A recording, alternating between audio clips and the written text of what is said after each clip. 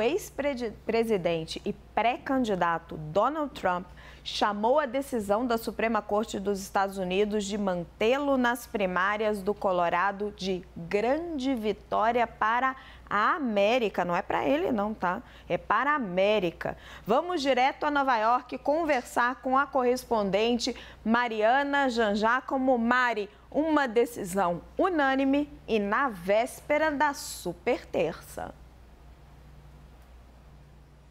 Isso mesmo, Raquel, decisão muito importante até para esclarecer a situação para os eleitores que vão votar amanhã. O Colorado é um dos 16 estados americanos com prévias amanhã e o nome de Donald Trump já estava nas cédulas eleitorais. A questão era se os votos para ele iriam contar ou não, ou seja, alguns eleitores estavam se perguntando se o voto realmente em Donald Trump valia a pena ou não, mas agora a gente sabe que sim, Donald Trump continua nas prévias eleitorais, que são essas votações dentro do partido para escolher o candidato que aí sim vai disputar a eleição presidencial em novembro. Claro, né, Donald Trump já claramente é o escolhido pelos eleitores do partido, né, nele na liderança, só com a Nikki Haley, outra pré-candidata que ainda não desistiu, mas Trump com muita força na liderança. Então, foi sim uma vitória, uma decisão unânime da Suprema Corte de maioria conservadora. São 6 juízes conservadores, 3 deles indicados por Donald Trump, outros 3 juízes liberais, mas todos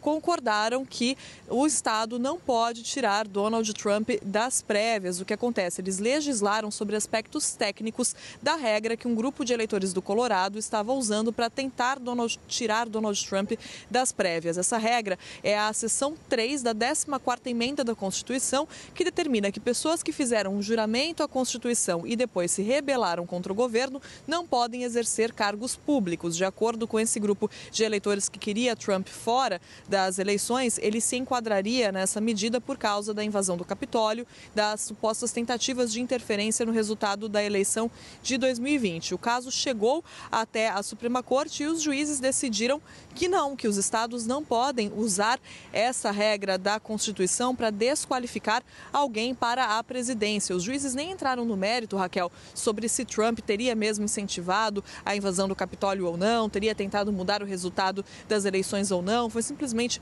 uma decisão baseada nos aspectos técnicos, como já era esperado. A audiência na Suprema Corte mostrou que os juízes estavam todos muito céticos com relação a usar essa regra para tirar Trump das prévias eleitorais. E isso abriria ali um precedente para que estados pudessem tirar, cada estado decidisse se o candidato poderia estar nas prévias ou não usando essa regra. E a Suprema Corte decidiu que isso não pode acontecer. Inclusive, uma maioria dos juízes considerou que esse é um tema que cabe ao Congresso e não aos estados, a cada estado individualmente decidir.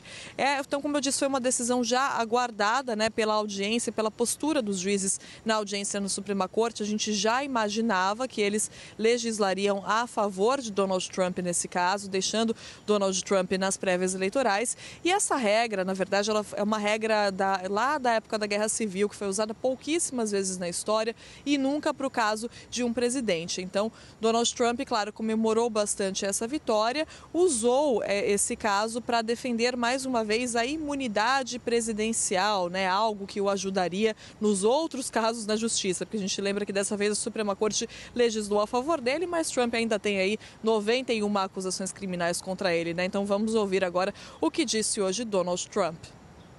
You cannot take somebody out of a race.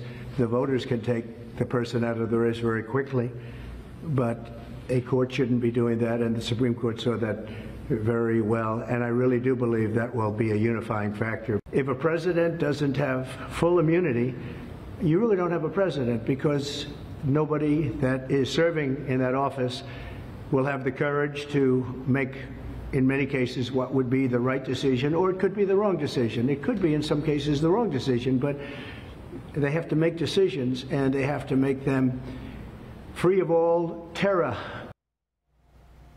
Está defendendo ampla imunidade para o presidente, né? Enfim.